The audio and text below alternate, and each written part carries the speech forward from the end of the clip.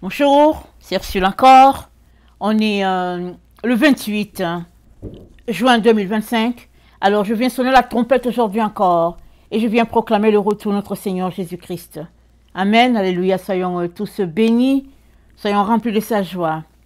Amen. Alors, les émotions négatives. Amen, les émotions négatives. Alors c'est de ça que nous allons parler aujourd'hui.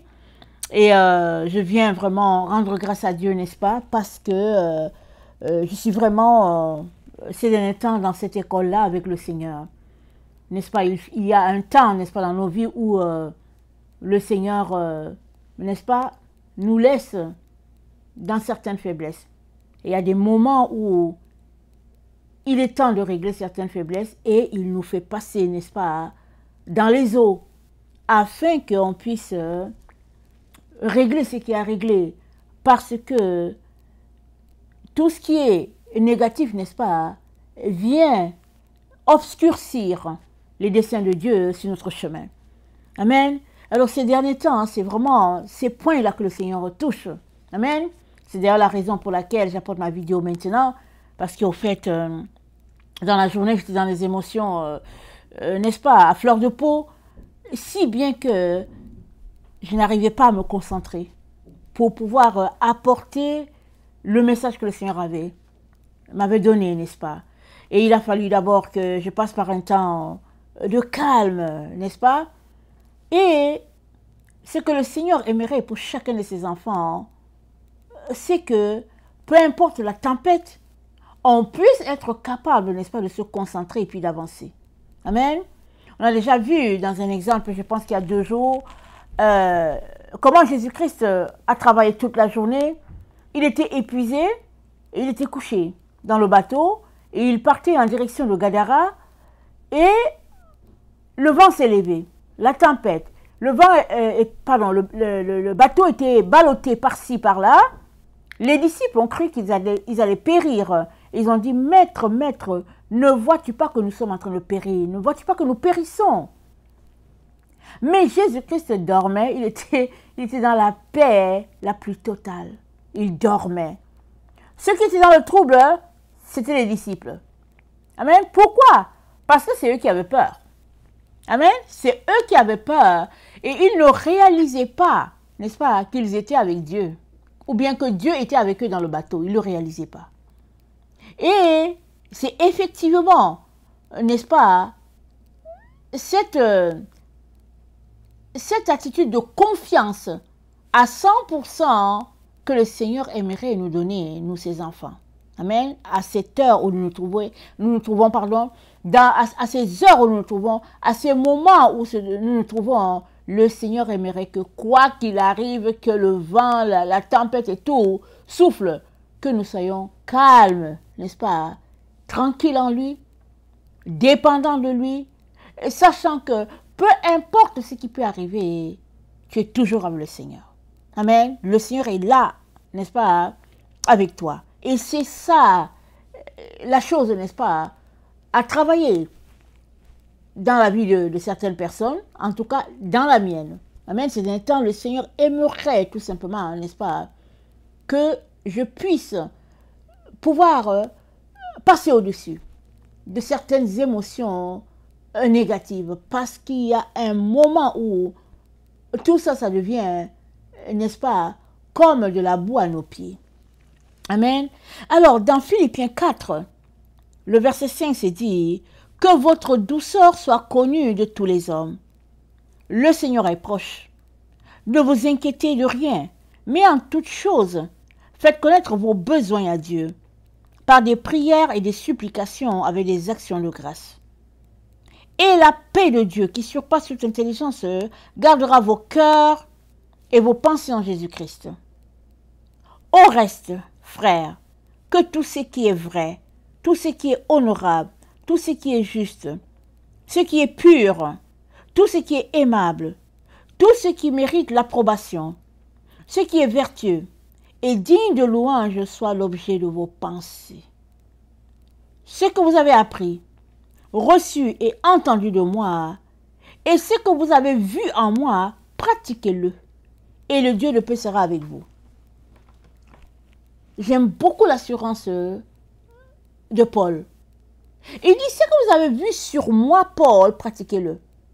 Ça veut dire qu'il avait cette assurance, cette certitude de marcher selon Christ. Lui-même avait cette certitude qu'il était en train d'imiter Christ. Pas dans l'arrogance, mais l'Esprit de Dieu, n'est-ce pas, confirmait à son esprit qu'il était un imitateur de Christ, si bien que il dit à ses disciples, imitez-moi. Voilà, n'est-ce pas, le type de relation que notre frère avait avec le Seigneur Jésus. Et Dieu nous dit, n'est-ce pas, que nous devons porter en nous ce qui est vrai. Nous devons porter en nous ce qui est honorable, ce qui est juste, ce qui est pur, ce qui est aimable, n'est-ce pas? Ce qui mérite l'approbation, ce qui est vertueux, ce qui est digne de louange. Ça doit occuper nos pensées. Et le contraire doit être rejeté. C'est ça que Dieu est en train de nous dire. Alors, il nomme, n'est-ce pas, ces éléments, n'est-ce pas, d'émotions positives, n'est-ce pas, qui vont faire du bien à toute notre personne et puis à la maison. C'est-à-dire l'Église de Jésus.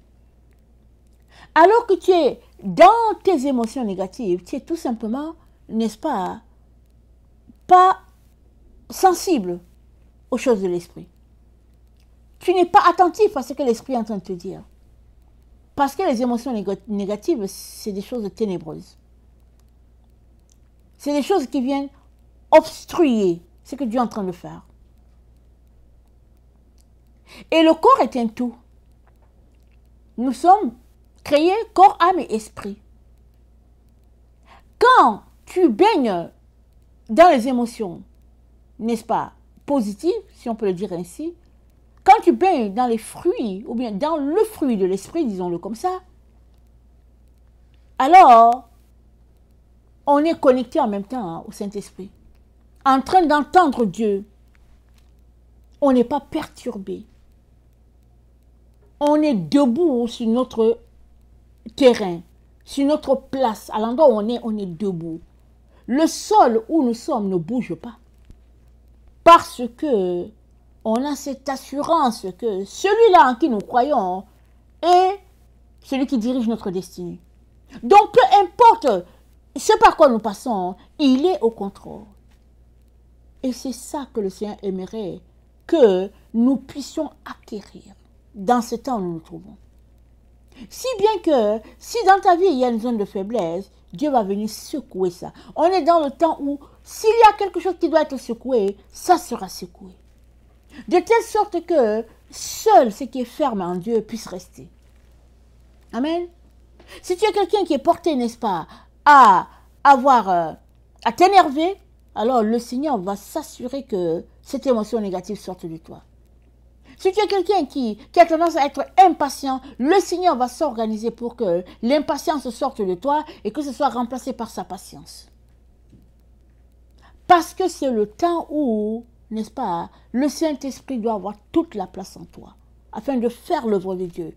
Et il n'aimerait pas avoir ton cœur à 98%, 99%, 100%, c'est ça que le Seigneur aimerait. Un cœur à 100%, c'est-à-dire un cœur sous le contrôle total du Saint-Esprit. Alors, tu es inconfortable, tu tergiverses, tu te poses des questions par rapport à une situation donnée. Assure-toi donc que les questions que tu te poses trouvent leur réponse en Dieu. Assure-toi que c'est Dieu, n'est-ce pas, qui répond à toutes tes interrogations. Et que ce n'est pas des uydires. Ou bien, il paraîtrait que, et puis, j'aurais entendu que, et puis, d'après telle personne. Non, non, non. Toutes ces choses-là doivent être de côté. Mais, seul le Saint-Esprit, n'est-ce pas, doit être ancré en toi. De telle sorte que ce que tu détiens comme information, tu as la certitude que ça vient de Dieu et de Dieu seul. Alors Dieu dit que votre douceur soit connue de tous les hommes. Le Seigneur est proche. Ça veut dire que si tu es une personne enflammée, tu n'es pas dans la volonté de Dieu. Et qu'est-ce que l'ennemi fait, n'est-ce pas? Il cherche à perturber notre terrain. Il cherche à venir enflammer, n'est-ce pas, ta personne. Comme ça, une fois déstabilisé, n'est-ce pas, il peut venir s'aimer du trouble. Les gens disent que pour pêcher du poisson, n'est-ce pas, il faut brouiller les eaux. Une fois que les eaux sont brouillées, les poissons ne savent pas par où se diriger parce que l'eau n'est pas claire et limpide. Et c'est là que la pêche est grandiose. Parce qu'ils sont confus, alors les gens les pêchent. Le filet qui passe les ramasse, ils sont aveuglés. Le temps qu'ils se retrouvent, n'est-ce pas, ils voient qu'ils sont dans le filet du pêcheur. Et c'est cette tactique, n'est-ce pas, que l'ennemi utilise. Mais le Seigneur te dit, peu importe les circonstances, n'est-ce pas, que tu traverses, le Seigneur te dit, ne t'inquiète de rien. Philippiens 4, le verset 6. En toute chose, fais connaître vos besoins à Dieu par des prières et des supplications avec les actions de grâce. Ne t'inquiète pas. Mais est-ce que c'est possible de ne pas s'inquiéter? Amen. Est-ce que c'est possible de ne pas s'inquiéter? Oui, c'est possible parce que le Seigneur a dit ne t'inquiète pas. Alors ça veut dire que il est de notre devoir d'aller devant Dieu avec des prières, des supplications, des actions de grâce pour dire Seigneur, au secours, voilà, je suis perturbé, je suis troublé. Seigneur, au secours. Viens, n'est-ce pas? Donne-moi ton assurance, donne-moi ta quiétude. Et c'est dans la prière, c'est dans les supplications, c'est dans la dépendance, n'est-ce pas, que la paix de Dieu va régner, va s'établir. Tranquille, dans un temps, n'est-ce pas, où nos émotions sont à peau de fleurs. C'est dit qu'au verset 7, la paix de Dieu qui surpasse toute intelligence va te garder, va garder ton cœur. Mais pourquoi c'est précisé que la paix de Dieu qui surpasse toute intelligence? C'est parce que il y a des situations qui sont telles que la paix est perturbée. Mais si tu suis le conseil de Dieu, que dans les moments, n'est-ce pas, de tes émotions négatives, tu te tournes vers Dieu, n'est-ce pas?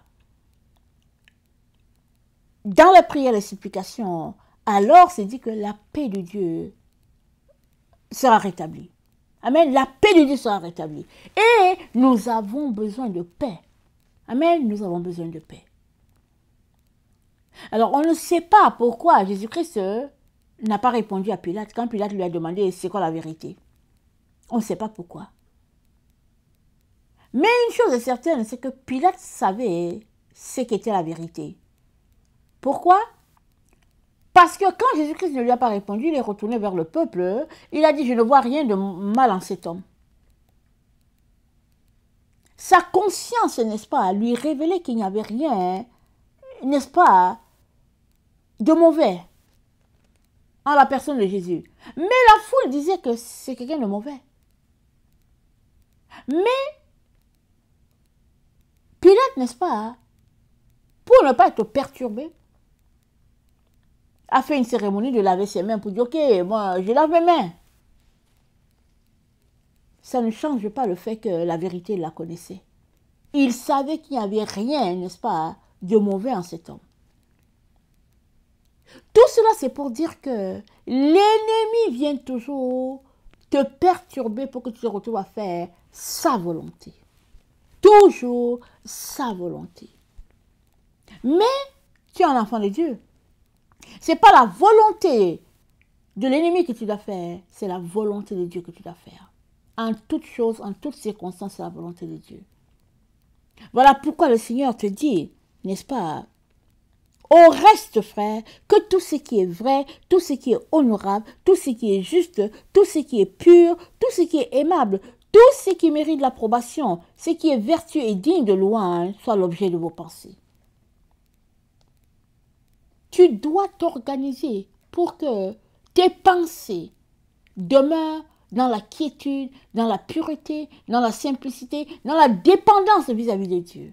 Tu dois t'organiser pour que la paix de Dieu puisse revenir en toutes circonstances. Comment? c'est dit au verset, n'est-ce pas, 6, Philippiens 4, ne vous inquiétez de rien. Faites connaître vos besoins à Dieu par des prières et des supplications. Prières, supplications. Et la paix de Dieu viendra garder vos cœurs.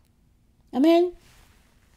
Alors, dans Éphésiens 4, n'est-ce pas, au verset, Éphésiens 4, au verset 31, voilà ce que notre Seigneur nous dit. Il dit qu'il ne sorte de votre bouche, je suis dans le verset 29, Éphésiens 4, le verset 29, qu'il ne sorte de votre bouche aucune parole mauvaise, mais s'il y a lieu, quelques bonnes paroles qui servent à l'édification et communiquent une grâce à ceux qui l'entendent. Je répète, qu'il ne sorte de votre bouche aucune parole mauvaise. Tant et aussi qu'on est sous le contrôle, n'est-ce pas? Tant qu'on contrôle notre personne, n'est-ce pas? Hein, qu'on se maîtrise, voilà. Tant qu'on se maîtrise, on va s'organiser pour que aucune parole mauvaise ne sorte. Mais quand on est perturbé, les paroles mauvaises peuvent sortir. Et puis, voilà, oups, je n'aurais pas dû. Je n'aurais pas dû dire ça. Mais c'est dû à quoi? C'est parce qu'on est perturbé. Et le Seigneur aimerait qu'on grandisse, qu'on sorte du fait d'être perturbé.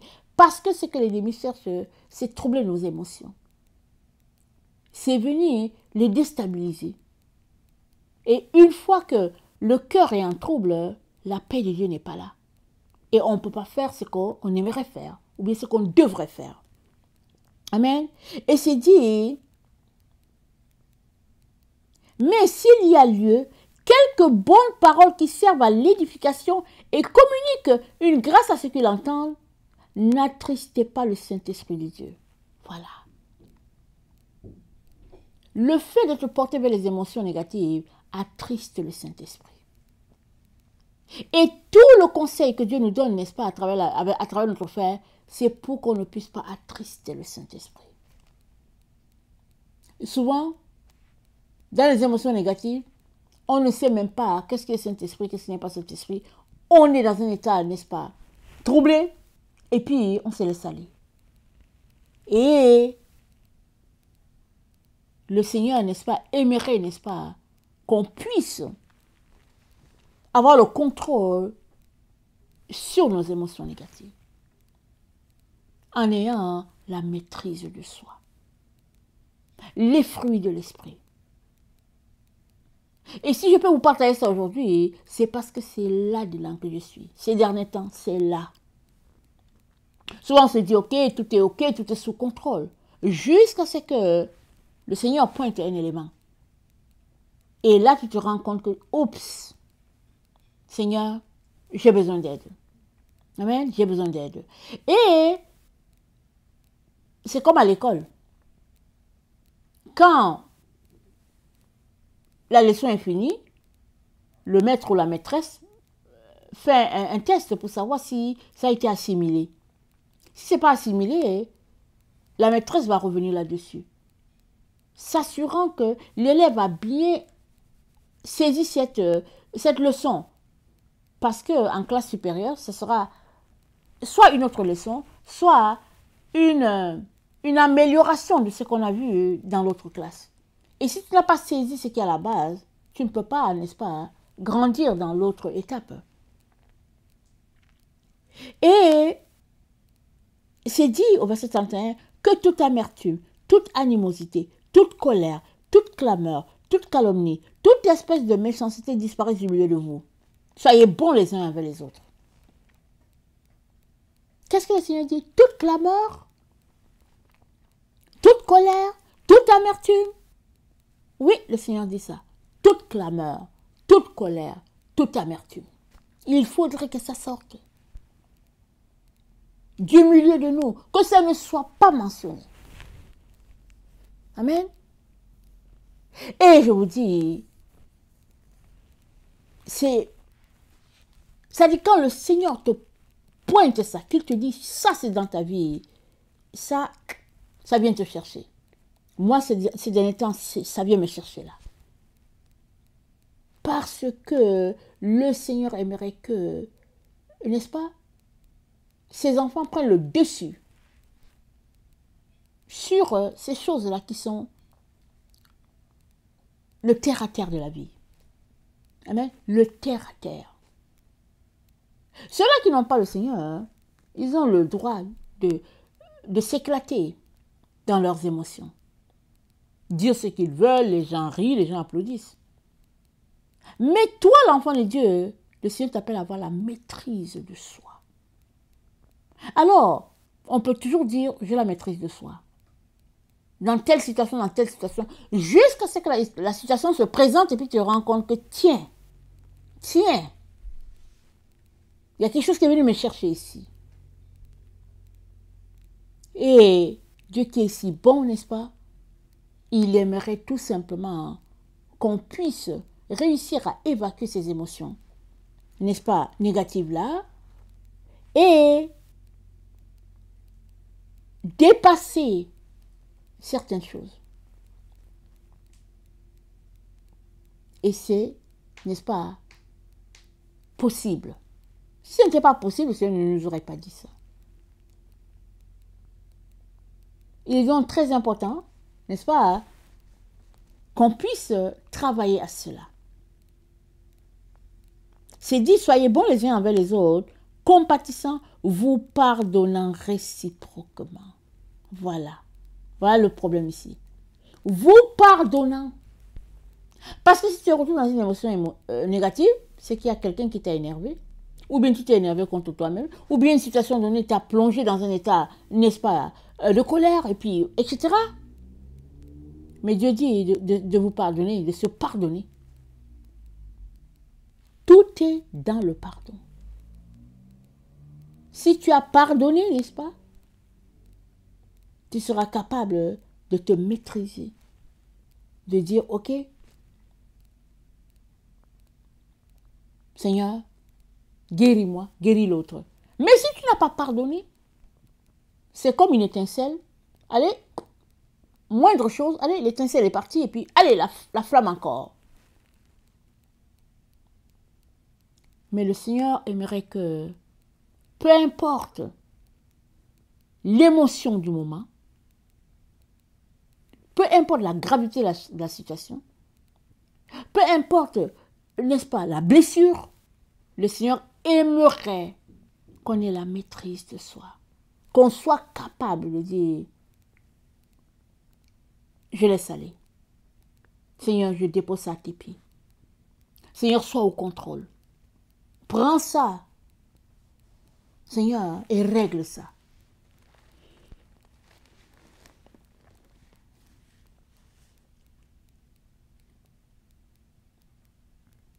Que toute amertume, vous savez, l'amertume, c'est quelque chose qui demeure. Hein. Tout le monde se dit, ah oui, mais j'ai pardonné. Mais l'amertume, ça, la blessure demeure. Souvent, on ne se rend pas compte. Il suffit d'une petite brèche, et puis tout revient. Et le Seigneur aimerait qu'on sorte de là. Amen. Qu'on sorte de là et qu'on puisse exercer les sentiments, n'est-ce pas, de bonté, en imitant le Seigneur Jésus, en imitant le Seigneur. Il est bon, notre Seigneur. Il est compatissant. Amen. Et c'est là que le Seigneur nous conduit aujourd'hui. Amen. Et je suis contente, n'est-ce pas, du fait qu'il ouvre, n'est-ce pas, cette plaie dans mon cœur. Parce que ces derniers temps, c'est comme, ça revient, ça revient. Alors tu peux te dire, ok, mais qu'est-ce qui se passe? Mais c'est parce qu'il y a une blessure. Quand il y a une blessure, le Seigneur vient, il ouvre, n'est-ce pas, pour guérir. Et il est important qu'on puisse reconnaître que oui, il y a la blessure. Maintenant, si on reconnaît que, tiens, il y a la blessure, n'est-ce pas? On va dire, Seigneur, aide-moi, parce que ça fait mal encore, parce que ça saigne encore. On dirait que ça s'est encore réouvert, la plaie. Seigneur, guéris-moi. Et le Seigneur va venir te guérir.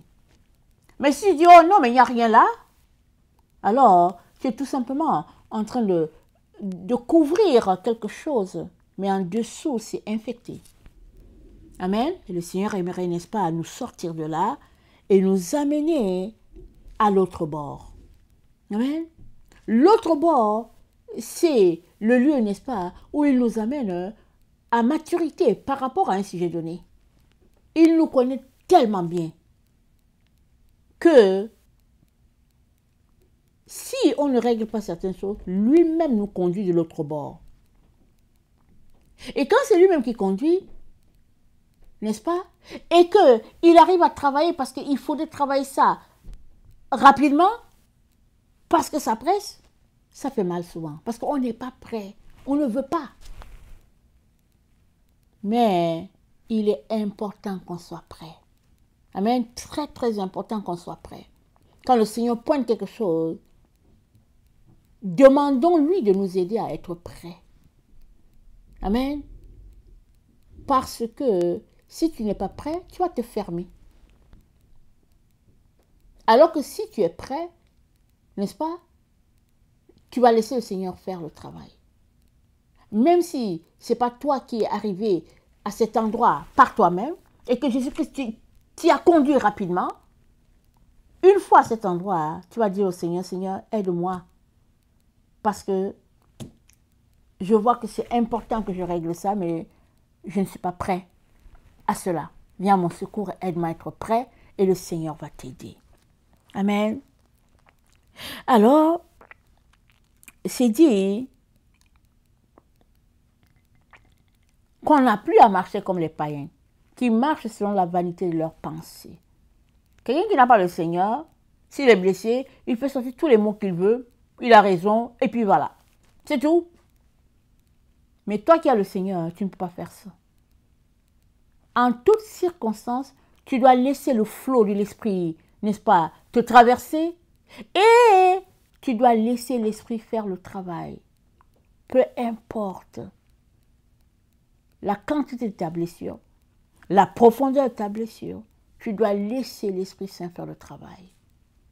Et, n'est-ce pas, tout sera à la gloire de Dieu.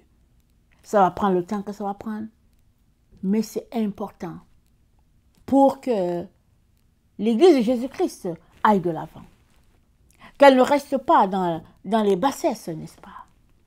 Parce que Jésus-Christ a purifié son Église de telle sorte qu'elle soit sans ride, ni elle soit sans tache, ni ride, ni rien de pareil. Donc, Jésus ne peut rien laisser dans ton cœur. Il ne peut rien laisser qui nécessite d'être guéri. Il ne peut pas laisser ça. Il va pointer ça pour que cela puisse être guéri. Amen. Laissons l'Esprit de Dieu faire son travail et n'attristons pas, n'est-ce pas, le Saint-Esprit. Laissons-le faire le travail. À la fin, on sera content, n'est-ce pas? Mais pendant qu'on passe par là, cela peut faire mal. Et c'est correct. Amen, c'est correct. Parce que là où il y a blessure, il y a douleur.